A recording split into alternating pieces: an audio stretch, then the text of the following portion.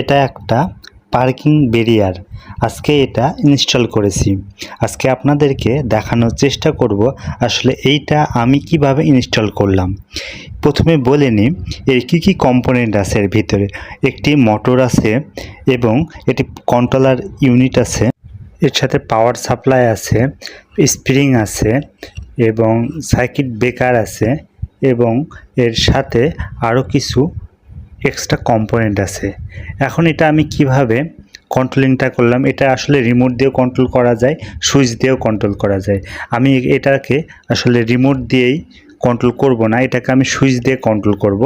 তার জন্য এখানে আমি তিনটা কেবল কানেক্ট করেছি, একটা কমন, একটা ওপেন আর একটা ক্লোজ। এই তিনটা কানেকশান আমি এখানে সুইচের মাধ্যমে নিয়েছি। সেই গার্ড বাইটটি সুইচ চাপ দিলে এটা ওপেন হবে এবং আবারও সুইচ চাপ দিলে সেটা ক্লোজ হবে। দুইটা সুইচের মাধ্যমে এই কানেকশান করেছি। ধন্যবাদ।